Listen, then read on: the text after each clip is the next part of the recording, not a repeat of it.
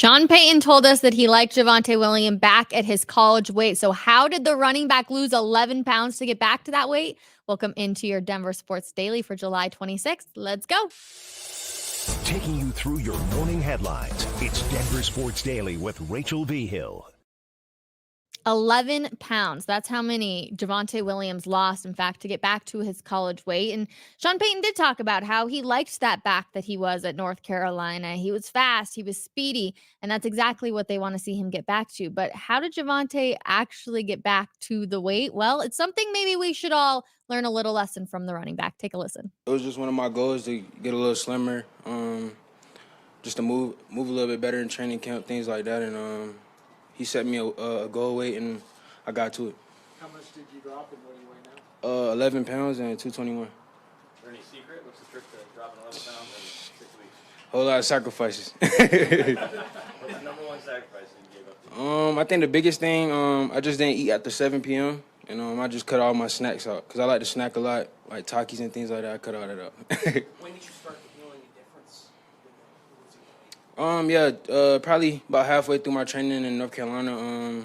I just felt like I started like feeling like my old self, just moving. I felt a lot more shiftier, things like that.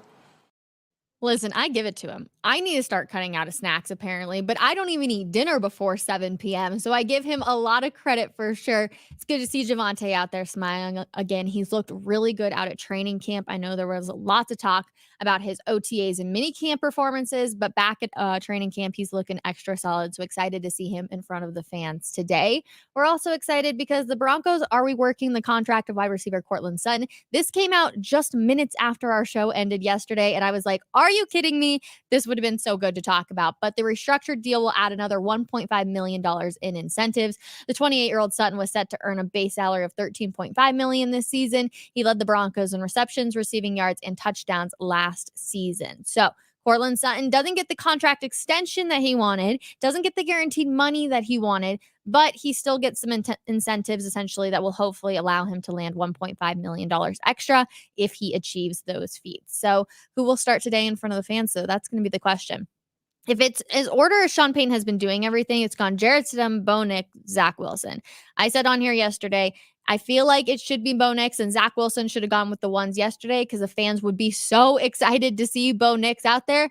But Sean Payton apparently didn't want to listen to me because Bo Nix started. But we're not exactly sure if it will actually be Zach Wilson today that he has rotation with all of the guys. And he really was not able to answer that question yesterday. Take a listen.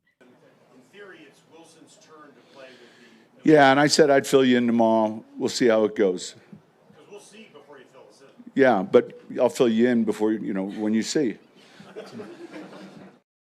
The refusing to answer just left me very questionable about what the heck is going on with Zach Wilson and Sean Payton. And in case you missed it too, there was a long pause yesterday when asked about Zach Wilson and if his experience of already being an NFL quarterback gives him any sort of advantage. That question was asked by Andrew Mason, which was a really solid question. And Sean Payton took a solid 6 seconds. It's a long time when you actually sit there and you think 6 seconds doesn't seem like forever. And right there, you're probably like, is she going to talk again? Because that's exactly what I was thinking when Sean Payton discussed it. And he really didn't give a thoughtful answer either, more just like, kind of, yeah, whatever. And it makes you think Zach Wilson's not totally in this competition. We're going to see. I'm excited to get back out to training camp today. All of the fans will be out there, so it should be really fun. Okay, we will stick in the NFL because we'll head on over to Pittsburgh because it didn't take long for Justin Fields to get his first big opportunity with the Steelers. As we know, in a trade, Russell Wilson went to Pittsburgh.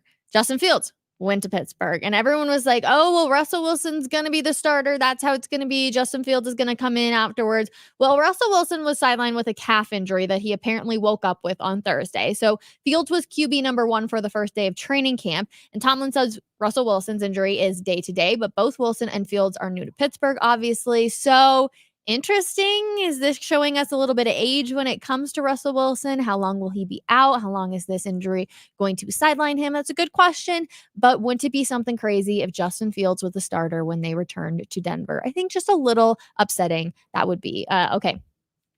I don't think you should ever poke the bear.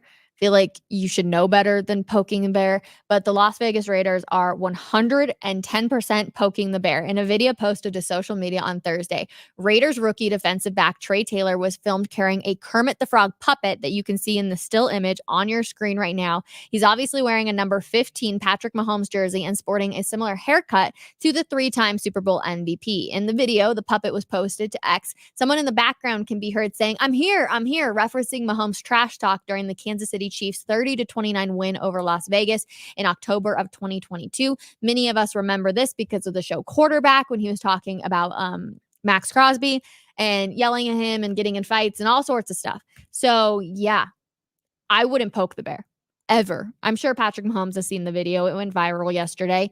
And I would just say, watch out, because when the Kansas City Chiefs go to Las Vegas, it could be an ugly one for sure. If you're a betting man, maybe bet your money on Patrick Mahomes that day. Because again, you just don't poke the bear. To the NBA we go. Let's go. Nikola Jokic, man, it's been so good to obviously have him in the Mile High City. Well, the superstar was named the 7th best men's basketball player of the 21st century. That is according to a panel of ESPN voters that released their results on Thursday. It's a remarkable accomplishment for any unknown kid from Serbia who was taken 41st overall in the 2014 NBA draft, and when his name was announced during a Taco Bell commercial that no one will ever forget. But no one, not even the most optimistic Nuggets fans, could have seen something like this coming a decade ago. Jokic has won 3 NBA MVPs, an NBA Finals, and an NBA Finals MVP. He's a 6-time All-Star, 5-time All-NBA selection, and largely regarded as the best current player in the world. So congratulations to him. But what's probably even more astonishing is the company that Jokic keeps on the list. The only 6 players in front of him are LeBron James, Kobe Bryant, Stephen Curry, Tim Duncan, Shaquille O'Neal, and Kevin Garnett. That's a pretty incredible list. But Jokic is ahead of names like Dwayne Wade, Kevin Durant, Dirk Nowitzki, and plenty of other household names. And he's not the only member of the Denver Nuggets on the list either, as recently added Russell Westbrook checked in at number 23. Allen Iverson, who was in Denver for the parts of 3 seasons, is number 18. And of note, former number 3 overall pick Carmelo Anthony didn't crack the top 25. So Nikola Jokic, just an absolute gem, obviously, here in the Mile High City. We congratulate him. That Taco Bell commercial will live on forever, but being the 7th best basketball player of the 21st century is a feat definitely well-deserved. Yesterday, we talked about Canada and how they were spying on people with a drone. Well, Canada has removed the head coach of the women's national soccer team over this week's Olympic Spygate scandal. Bev Pressman was removed on Thursday after she was suspended. My goodness, suspended for using a drone to spy on a practice for Canada's opening round opponent. My goodness, you guys, I'm just too excited apparently to get out to training camp, which was obviously New Zealand when we're going back to soccer. So Canada facing New Zealand, and Canada was spying using a drone on New Zealand's practice. Canada Soccer is now investigating reports that the drone spying has been used for years, everybody, not just once, not just twice, but years for both the women and men's national team. Hard to believe. Priestman led Canada to a gold medal in the 2021 Tokyo Olympics. So it's really crazy to think that that might be in jeopardy too, and they didn't actually win gold without cheating. There can be so many different conversations that can come from this, but the fact that it is, comes out that they fire their head coach just days before the Olympic Games are set to begin is crazy to even think about. But props to Canada on obviously doing what was right in the situation and releasing their head coach. Absolutely insane, though, that this has been possibly going on for years. Last one on your Friday, because it's just an exciting one. A jersey belonging to Babe Ruth broke the world record Thursday for most expensive sports object sold at an auction. The sale has not even ended yet, but the highest bid for the New York Yankees jersey currently stands at, get this, $13.3 million, including commission and fees. The sale ends August 24th, so we pretty much have a whole other month to go, and experts estimate the bidding could soar as to much as $30 million for a Babe Ruth jersey. Very well deserved. How cool would it be to have that in your house? But yeah, $30 million for a jersey. That would be absolutely insane. All right, quick comments. Let's get to it. Yeah. Seriously, I cannot talk today. It's definitely a Friday, everybody. Let me tell you, I've been doing a lot of talking over this past week. Shots fired at Mahomes and Deal. Good morning, Rachel. Happy Friday. I can't believe the Broncos paid Sutton. I mean, technically, they didn't really pay him just yet. They didn't change anything in the base salary. It all stays the same, but Courtland Sutton has to go out there and prove that he can ball out, and then he'll get that additional $1.5 million. If I'm Courtland Sutton, I'm probably pissed off because I wanted way more than that, but at the end of the day, he has no leverage against the Broncos, so it is what it is. But you guys, I got to get out to Broncos training camp because it has already begun. I am so excited to see all of the fans in the stand. So I'm headed out there. I hope you have a wonderful, wonderful weekend, and we'll be back here Monday for another episode of Denver Sports Daily. Bye, everybody.